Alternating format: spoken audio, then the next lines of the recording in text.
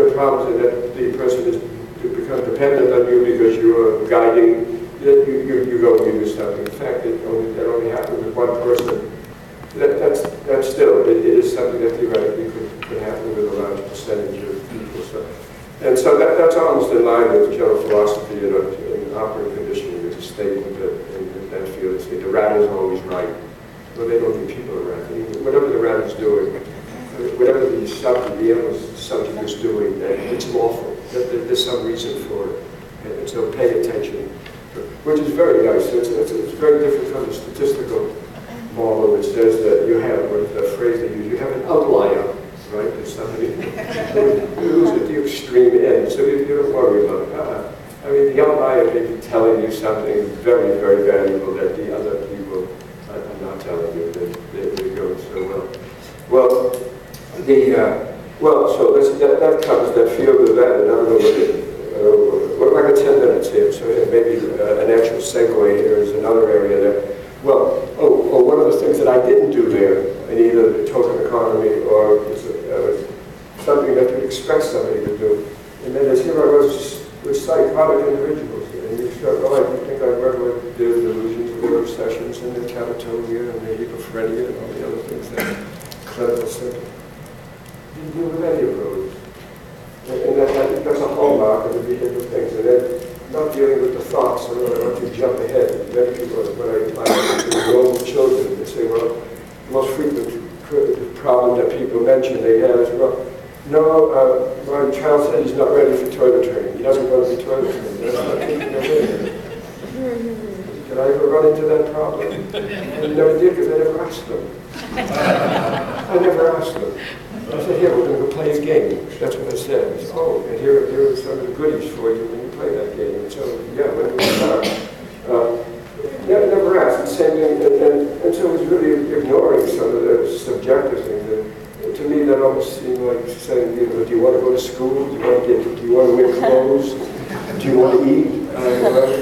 Do you want to stay on the sidewalk rather than play in the street? I don't understand.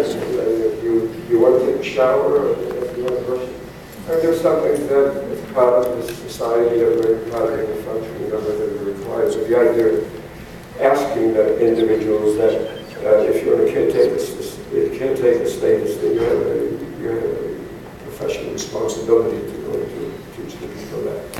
Well, the next step was, okay, apply this now to, and so the token economy, that's been very, very widely used. They call it the point system, the reward system, as you said, for many different problems. And so there's no reason now when retarded individuals, no matter how low level of functioning they have, there's no reason why we can't have at least these self-care skills having a functioning. And of course, those same principles, if you want to teach them something else, and we'll see later when we talk about job finding, we may have some of these people, not the profound ones, but the higher level ones, how we got them jobs, competitive employment, not workshop, competitive employment, and not special things like McDonald's hiring specific because they're retired. Well, so the same principles we use then in designing a procedure for normal children. How did they happen to work on that? Well, the business manager of the hospital said that they were having trouble toilet training their young child, and since they were so successful training with family retarded children, we have some sage advice for them. So we said, now work on with normal children. Now it's an entirely different task. They can talk, they can listen, they can imagine, they have social relationship, they have all kinds of fantastic reinforcements available for them. And so that was wonderful. There was the same type of general strategy. And I confess that's one of the problems I worked on, where I actually started off listing procedures. I said, well, I want to teach them to toilet themselves. These are just young, they're normal, they're young, but they're normal. And so I made a list of all of the generalizations that we had, principles of learning, and how can I incorporate every one of them in a program that hangs together.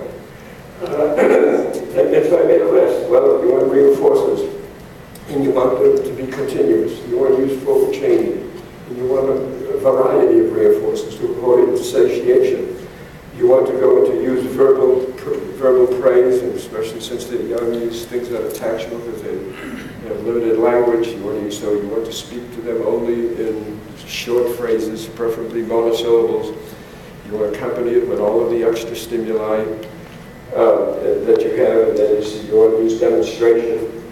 You want to use imitation, and that was a problem, how to use imitation. Well, one of the things I've instructed the parents to have the child accompany them when they go in. And then significant others, you want them to be brought in to be reinforcers. You want to use the forward chaining pattern. And you want it to be fun, right? Because that's important for that particular population. It's not like a captive population that you have in an institution. It has to be fun. It has to be enjoyable.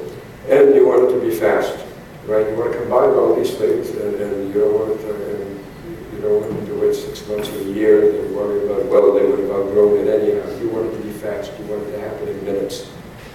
And so, putting all this, so I made a list of all those things. And there was one principle I added that I hadn't read about it before or since, but it just seemed to make so much sense, and that is learning by teaching. And all of you who have the teacher course, you probably realize how much more you learn something when you have to teach it to someone. And so, it started it off as a game, and again, go and use go and recreate the situations. You can't have imitation. So I used the doll. Part of it had a doll, and it had a plug on the bottom so that you could simulate voiding on that. And you had the child teach the doll how to toilet. So here, Dolly wants to go to the toilet. You had to stroke the doll, good doll, you sitting so quiet. You tell the doll to sit quiet, the doll is sitting quiet. And make sure she's looking right at you, and she tell her that. And all the things you want to tell, you want the child to do, we have her to teach the doll what to do. So it's all a game. You never ask them to let it be toilet trained. They teach the dolly, and then after they've done it and they've seen all the prizes and all the rewards that the dolly got, then can I do it? Right? And with that, you don't even wait for them to say, you just said, now you do it. Right? You show what the dolly did. I want you to do the same. And you use all of those same principles that I mentioned, except now you took advantage of the fact you have somebody that's verbal, and so you don't treat them like an animal. You use words, you explain to them what it is, the reason you go to the toilet, and you tell them, and part of the reinforcement can be not only the edibles that they gave, same thing, you get praise all the time, and when they reach the final stage, they whoopee, eureka, you went and you gave them some tangible reward, but also all the time that you were teaching them, boy, isn't that right? When your grandmother hears that you talked about that on the phone, as soon as we're finished, we're going to call her on the phone. And so you brought to everybody.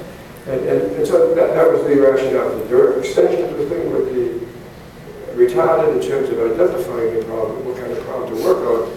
But again, purely accidental, what I happened to work on was the business manager asking me for help in working with students. And so many of these problems that working on now, like I'm in the Department of Clinical Psychology now, and they want to work on DSM problems like anxiety and depression and PTSD and pain.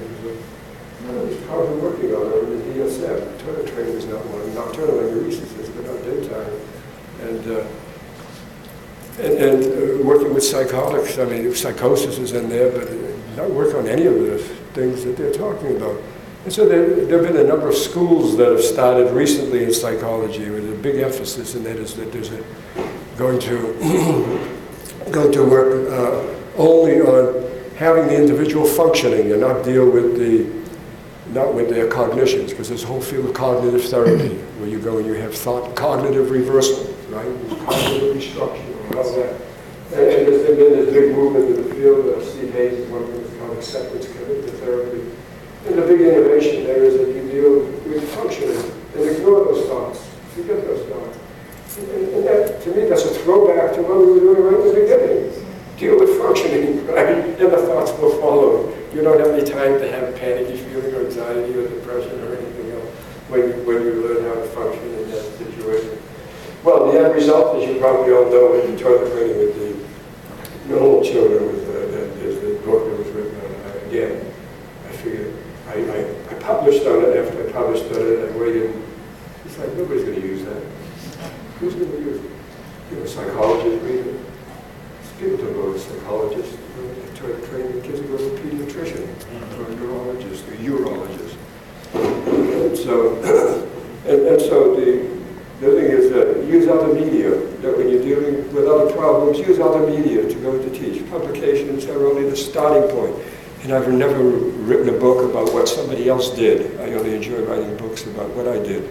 And so that thing on toilet training and retirement is all very fun. Wrote a thing on job finding later, toilet training.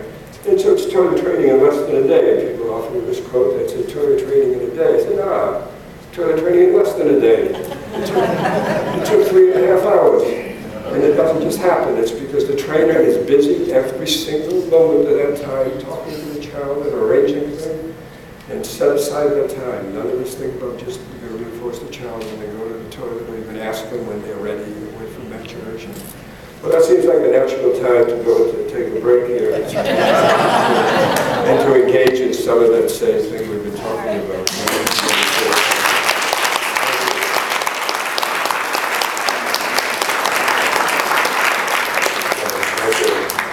Absolutely wonderful, Nate. We will take a